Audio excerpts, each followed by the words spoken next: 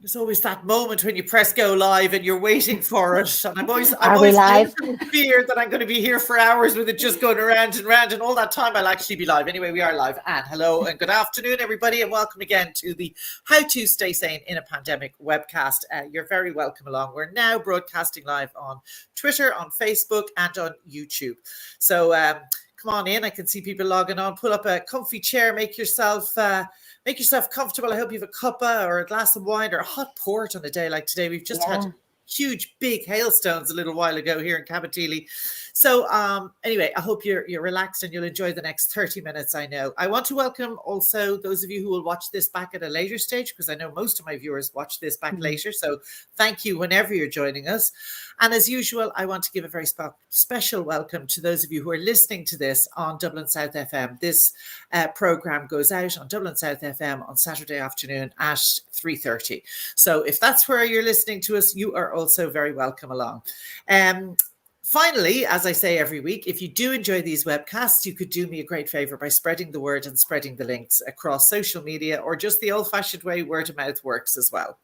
Anyway, as you can see, waiting here beside me is my guest for this week. And I'm delighted because Joanna Fortune is a friend, first and foremost, and is a woman for whom I have great time and great respect, and who is an oracle of wisdom when it comes to children and teenagers and all that kind of stuff. She is a very experienced child psychotherapist. She's the author of the 15-minute parenting series of books. So Joanna, look, I know you're very busy. You've just come off air with News Talk. So thank you so much. You're catching your breath here with us this afternoon. I'm so pleased to have you along. Thank you. I'm delighted, Barbara. I'm delighted we could make it work, because I watch, all the episodes every week, and I just love the chat, the banter of it. So I'm delighted to join you today. Good. Well, it's good to have you along. Listen, before we get started, tell me, I know you're pretty busy at the moment. So tell me a little bit about your work and what you're involved with and what you're busy with at the minute. Actually, it's one of those really weird things that initially in the pandemic, if we'd been having this conversation this time a year ago, what I'm going to say would probably be quite different, because there was this flurry of everything cancelling. And initially there's that little bit of, oh, it's like an unplanned holiday. It's kind of nice. And then you go, oh, it's going on a bit longer than we thought it was going to. What does this actually mean? And then what it meant in my field was the need for the kind of services that I provide, my colleagues provide, actually went up, and it went up quite quickly. But what I noticed was I always did, some direct therapy work, but also supervision, consultation, talks, training. I had kind of multiple strands. The strands that just blew up very quickly were talks. They went online very quickly and quite smoothly. I had been thankfully using Zoom in a particular piece of work I was doing for some time. So I already had the Zoom account. I already had the setup of that. And it just really struck me how very quickly adaptable, but the pro-social benefits of that was talks that might in person gather, I don't know, like 50, 100 people, could suddenly accommodate hundreds of people. And more people could access the content, the talks, than ever before. So actually that strand of my business got really busy really quickly. Supervisions, consultations, I do some therapeutic consultation with residential teams, things like that, actually stayed really busy. So while there was an initial few weeks of, it actually then became, oh my gosh, it's galloping pretty quick. So the last year for me has been really, really busy, teetering on that, that point that we say, am I a bit too busy? But that's my own doing, Barbara, because as you know, I really find it difficult to say no to things. And so I end up taking on a huge amount of projects as well as my everyday work. And then I go, yeah, that's me. I did that. I can't blame anyone else. The beauty of being self-employed, as my husband always says, this is it. Yeah, because it's so tomorrow it all stop, even though it won't all stop. Well, especially in a pandemic, because you're thinking, oh, I will say yes to everything, because who knows what this is going to end up looking like. And that unknown unpredictability, that brings an uncertainty that we make decisions and choices we probably wouldn't make if I was I can say no to that because I trust what's coming next. That wasn't the case. So actually really busy. You said something very interesting to me just before we came on air there when I asked you about Well, I was saying about how, I huge respect for parents of younger children who had to do homeschooling for literally months on end, because I'm still probably getting over the trauma of having to do homework for an hour every day, which nearly did my head in. But do you think, in a general way, before we talk about the specifics of kids and how they've been impacted, but in a general way, do you think that there was enough cognizance given to the burden that was placed both on parents and on our younger children by just taking them out of school and saying, now you're homeschooling? And it was kind of like, there you go. It was kind of all accepted that that could just happen. Oh no, I don't think, any consideration. I'm sure now those in the decision making would say, of course, we had lots of decision making process. I don't doubt that. But in terms of the cognizance given to impact and the ask that was being placed on families, on children, and also on teachers and schools, that you would just adapt. Now we'll do it this way. Oh, now we're going to do it the other way. Actually, we're not quite sure. Let us just try this out. And we'll keep you wondering while we work it out, and then we'll let you know how it worked out. But in the meantime, could you just juggle all of these balls and not drop any? And we asked parents, of all age groups, but particularly of young children, could you work from home as if you're not parenting, parent from home as if you're not working? And by the way, could you then work collaboratively with your school teachers who've never had to teach at a distance, and you're going to pick that up without any prior knowledge of the curriculum or how to roll it out? I think it was setting people up to fail. I think the cracks showed. I know that. I don't think it, because even anecdotally, it correlated with a huge surge in queries to me about parents of young children, and also that middle childhood age of 8 to 12 years old, really struggling, children struggling, parents struggle. And when one is struggling, the other is struggling, because no parent likes to see their child struggle. And when parents are struggling, children go, oh my gosh, it's even worse than I thought. So I think it was really difficult. I don't think enough value was placed on the relationship between parents and children, and just this assumption it will withstand all of this. And I don't think enough respect was shown and appreciation and gratitude for what we are asking both parents and children, but also teachers and school systems to simply just do. And it took for granted that we all live in a world with good Wi-Fi, accessible screens, that everyone in the house has their own device. And I think there was a privileged blind spot that really was amplified, especially in this more recent lockdown period. I think actually we have a lot to learn from that. That's very interesting. And do you think that some of that not giving proper due respect to what they ask set parents and teachers up on a kind of a collision course 100%. that could have easily been avoided? Yeah, because I think parents were getting, understandably stressed and anxious, which then correlated with overt frustration and anger. And the accessible person to take that out on, of course, was the teacher, the system, the platform's not working. There's too much workload. There's not enough workload. There's too much input, not enough input. And I think what happened between parents and teachers, both of us, I'm a parent as well as a professional, but both feeling, not respected by not each other, in fact, but by society, by government, by decision making. We did project that onto each other, that teachers aren't doing enough, parents aren't doing enough, parents think we're babysitters, teachers think we're teachers, and I think it's set up to actually collaborative partners in competition and with each other. And I see, well, certainly what I see is that, parents and teachers are coming out of this really strong because they went into it really strong. But I think while in it, it was really difficult and challenging. And I think there was quite a bit of disrespect shown towards teaching, the teaching profession, the assumption that teachers were looking for time off, and also the pressure that parents were under and children were under, families were under. I think that actually got overlooked and was, It's a whole big, it's like having, it feeds into the whole thing about the society that we have created, where we don't value the work of caring, where we don't really value childcare, where we don't really understand the whole role that women have traditionally done silently at home for decades. And although we've got supposed equality in the workplace and everything, what's been left behind is children and their care and their education and the people who look after them, whether they are the paid professionals in the creche or the teachers in the school or the parents in the home. And I just hope that when we unravel all of this, that there will be a bigger conversation that will take place around these big issues, because there's no reason to think this will be the last pandemic, even in our lifetimes. So But we've also got that to we come out of this going, well, what was this really like? That there is a reflective process around that. And, while it's an uncomfortable truth, it is an uncomfortable truth that the burden of a lot of what you've listed did fall on working mothers, yeah, and particularly families where maybe it's a single parent family formation, or parents who are co-parenting, but because of distance couldn't co-parent in the way they classically did. So one parent was bearing the burden of a lot of that.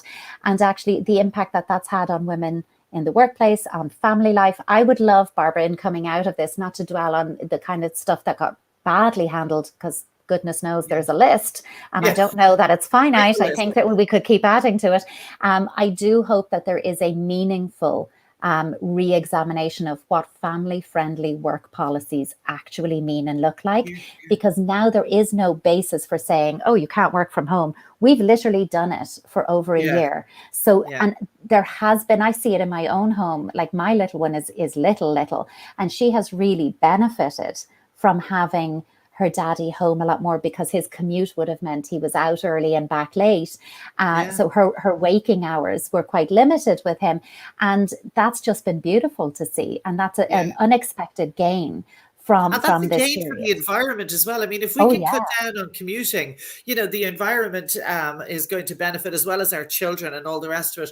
Okay, so moving right along from all of that, without again getting into too much detail, but I know people are interested, and I know obviously a lot of the people who watch this are parents of children of all ages. So if we start with taking the youngest, the babies who were born during the pandemic, and who are still very young, a year old, there or thereabouts. Do you think that they have been impacted by the fact that they've been born into a world where when they're out and about, they're seeing people with masks, and they're not interacting with as many people in any way with as many people? I mean, I have neighbors here who had their granddaughter still there living with them, and another one on the other side. I mean, to meet them out and not be able to go, oh, I want to just, touch your baby, and you're kind of standing way back. Yeah. So, do you think babies' development will be impacted by this? I mean, it's a funny one, and I have friends who've had babies in the lockdown and first birthday parties in the lockdown. My sister had a baby. My other sister is due a baby any week now, any day now, maybe. So, this is something that we've all really had direct access with, and it is so different. But from the baby's point of view, like to take it from the infant's point of view, they take their social, emotional cues, their important hub of social development, not even just as babies, but right up to that kind of 7-year-old stage, is parents and siblings, is immediate attachment network. So, they will actually have done fine with their parents. The pressure, I think, that then does affect the baby is that being a parent, and especially a first-time parent in a pandemic, that has been immensely stressful. Not having people call. The positive is you've had this beautiful uninterrupted time with your baby. You haven't had to make endless cups of tea and biscuits for people when you're trying to recover from childbirth. You know how that all works. But, don't be that visitor if you're going to someone. Put a load of washing on and wash some dishes while you're there. Be useful. But I think that's been a positive. And, maybe if you're co-parenting and have a baby with your partner, that the two of you have had extended time together. However, you haven't had the wraparound community, your family community excitement and popping in, and others, the joy of seeing your parents hold your baby and them love your baby as much as you love your baby. And that's beautiful for the parent. And that joy that you experience as a parent, of course, transfers to the baby who benefits from that. When you are, and I mean, the overwhelming demand of a new baby, that realization of it's endless. They need me for everything. That actually, I often think when, and I literally do this for a living. And when I had my baby, there was that moment of, at the end of pregnancy, when you suddenly go, oh my God, this is going to end in a baby. And it hadn't really occurred. I will not be pregnant, and then I will have a baby at the end of, that when that hits you, and it does hit all of us, you actually are in this pandemic alone in that. And I think that's been incredibly stressful. Babies will always look at, thinking of the masks, because I think that's fascinating, is, babies look to the eyes for social cues and attunement. Okay, within hours of life, they can identify their mother's eyes from anyone else's, and later other features of her face, and then the other people in their attachment network. But that's where they get gotten, feel felt. They're seen by us, and in that kind of, the nook of the arm time, we look at our babies with love.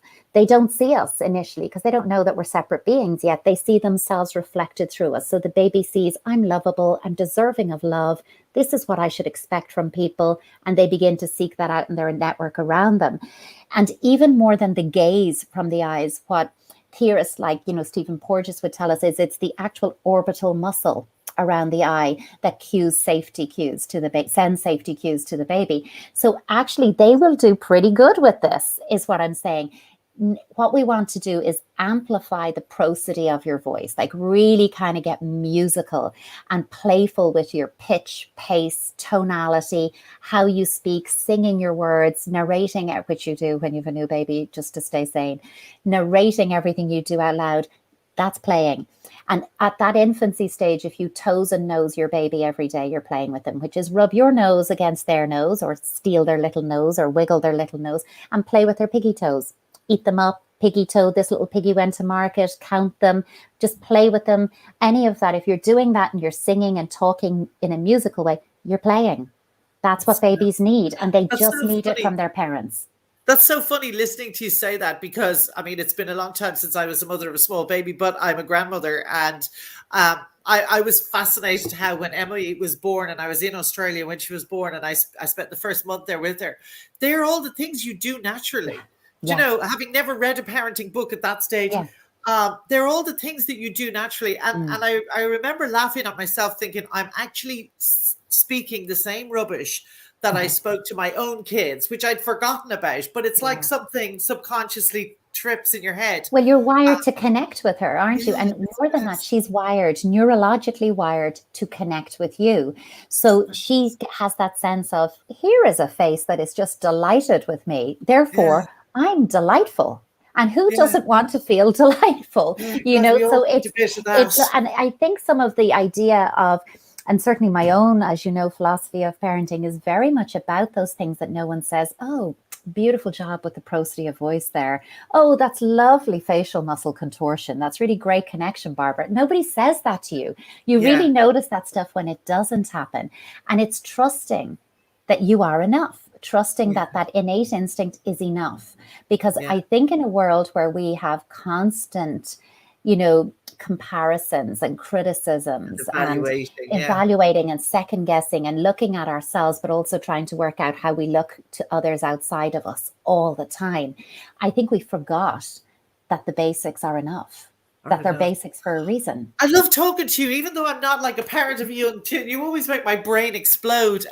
Look, talk to me then about the older kids, the primary school kids and, the homeschooling and all the rest of it. I mean, I think a lot of people, a lot of parents, I'm sure, will comfort themselves with the knowledge that kids are generally resilient, and that that although they've been through a very peculiar period of time and they've missed out on certain stuff, but the primary school kids will be resilient enough to bounce. Most of them, I know. Generally speaking. And I think a lot of that is that we have to hold in mind, for most children, home is a safe, secure environment where good things happen and they are delighted in. And for some children, that's not the case. The outside world is their safe haven and their secure base. Their schools, their football training, their swimming classes, that's where they feel appreciated. And that's where they get their containment and their love. And for those children, this has been excruciating, actually. And those children will certainly need support. And it's been a bit of a bugbear of mine, Barbara, dipping back into the pandemic, that we haven't proactively planned for the supports that we know this cohort of children will certainly need. And to my mind, in the budget made available for mental health, I think it was like 10 million. It won't even scratch the surface, by the way, of what the need that's out there, is that there needed to be a play-based therapist, psychologist, psychotherapist in every school for the last school term and the first school term of next year, so that we are nipping this, we are getting in there and we are proactively working with our children so that they can get back on track, and not just expecting, well, you're a child, you'll work it out. Okay, you'll get there. Some kids will. I mean, I think lots of children are going to have had a wobble. I know this because I've heard from all of your parents. But, I'm 6 to 8 weeks where it's a bit of uncertainty. I mean, I have a 4-year-old who can wash her hands as if she was scrubbing in for surgery. At her age, I barely wet them and rub them down, whatever I was wearing.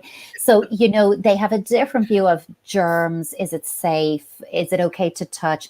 We've been conditioning them for a year at the school age not to touch each other, not to hug, not to do what comes natural to children. And now we're saying, oh, but sure, go to school, it's fine. And they're going, but is it fine?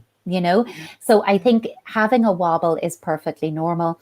Seeing a regression in behavior to behavior patterns you mightn't have seen since they were younger children is actually understandable, so long as it doesn't linger indefinitely. The timing of this is not ideal, because as soon as our children will have settled, we're going to say, summer holidays.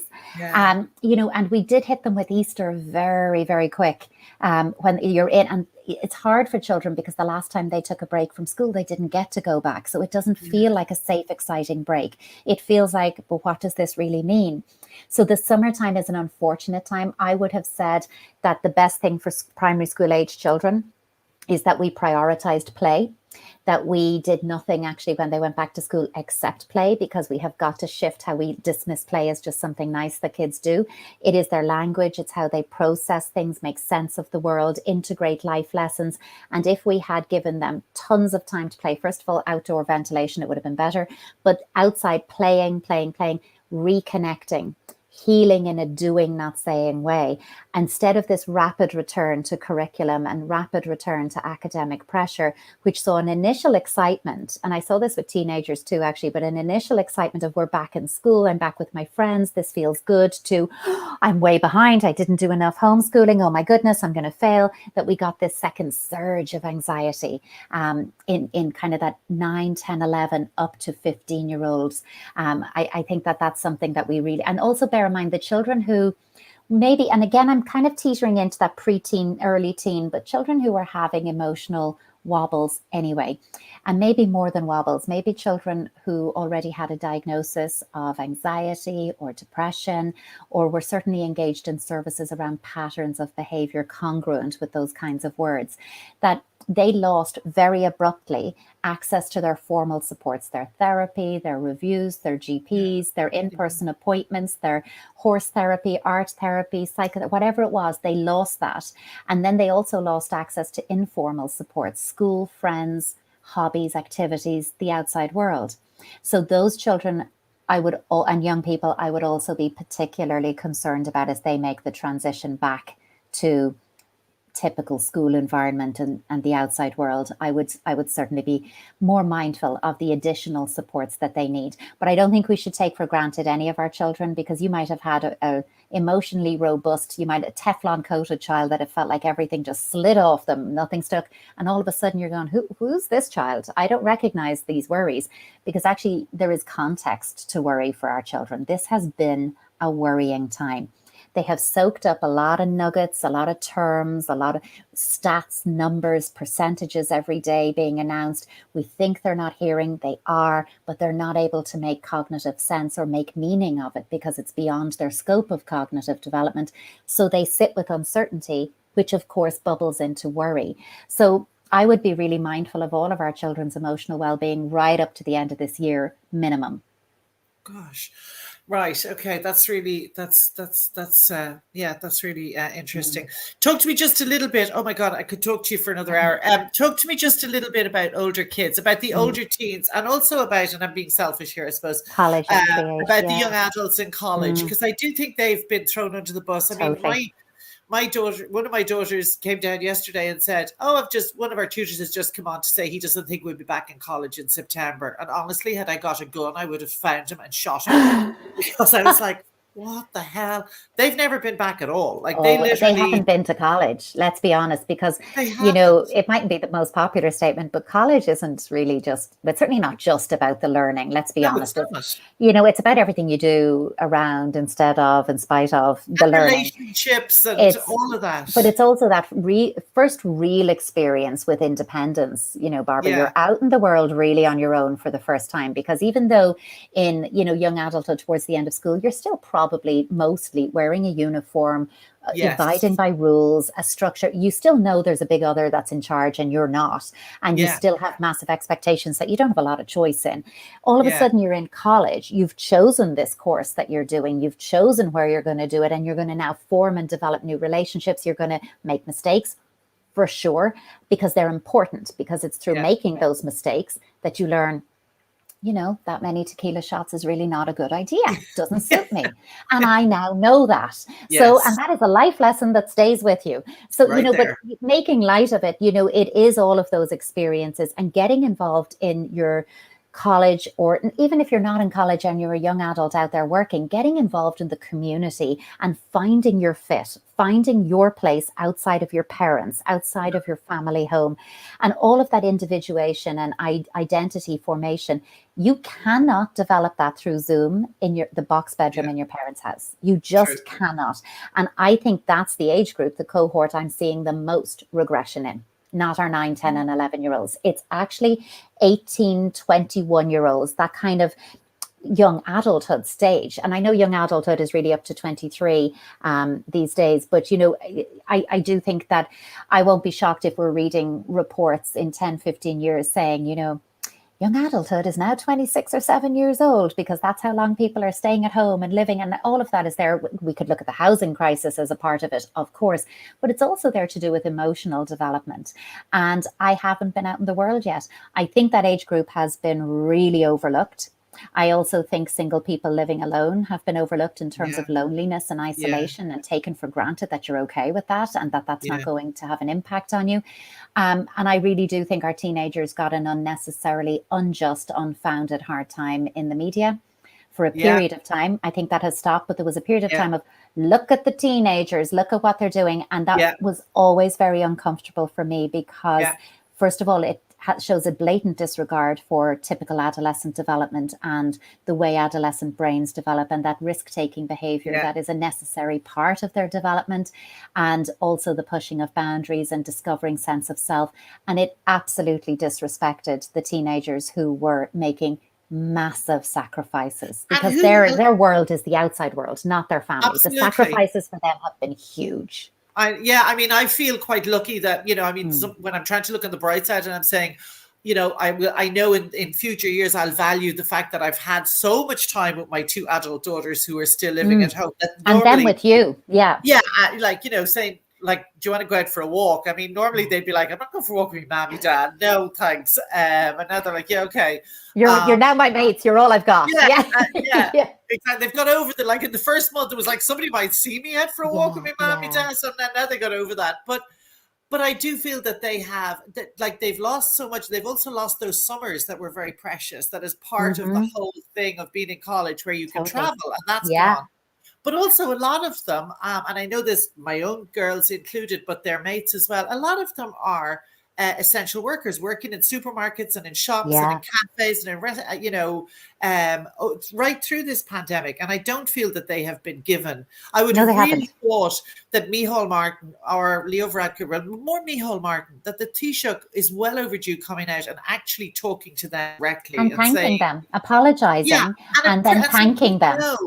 Yeah, we know that sacrifices that you've made, and we know that this has been hard. And, there's kids who've just left college, and I know they're not kids, they're adults, and they're starting internships in their bedrooms. Oh, I know. It's really tough on them. It's really and I think tough. I just hope companies, colleges, society at large is prepared to make space and time to support that cohort in adapting when, oh, by the way, now you have a desk in an office, and not saying what's wrong with you. You've worked here a year. Actually, I haven't. I've never worked here at all. I need that introduction time. I need that mentorship that's going to guide me through it. And I do think that. But I do. That age group, Barbara, I think has been terribly treated. Yeah, no, I agree. I'd love to see the government have some kind of, around now that we're beginning to see our way out of this, and, people are getting vaccinated, and, you can start to see that we're kind of coming into the end phase. But I would really love to hear around now that a task force was being put together of people to look at what do we need to do, other than just, it's not going to be a simple thing of let's just reopen and let's just all carry on. There is lots of stuff. And the last thing we need is a great thick well-researched policy document that's going to sit somewhere that we can think about what people need and think about what systems. We actually need that task force to be first and foremost practical.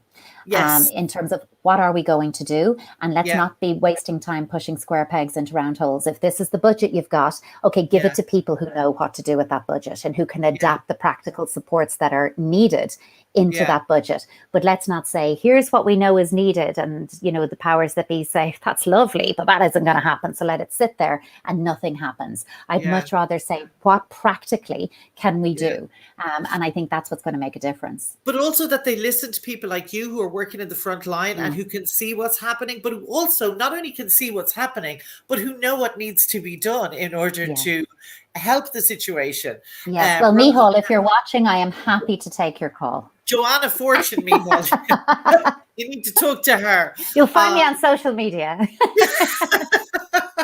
Absolutely, God, right there. Listen, we've run out of time, and I haven't asked you about books or anything, but I just thought that was so interesting, and I know an awful lot of parents will be very interested. So what I'm going to do is that when we say goodbye, give me 5 minutes, and I'm going to get some recommendations off you that I can put on the website. Oh, perfect. Separately afterwards. But because this, I know we can't really go over time because we have to go on radio. It goes out on radio as well, and they'll kill me. So, Joanna, thank you so much. Thank you. That was lovely. It was really good. It was really good. And listen, thank you for joining us. And as I say, if you enjoyed this, spread the word. This episode will go up tomorrow on my website, and the links will be all posted on social media. So if you've anybody you want to pass it on to, it'll be on the website tomorrow. But thank you for joining us. Stay safe, and I'll see you again next week.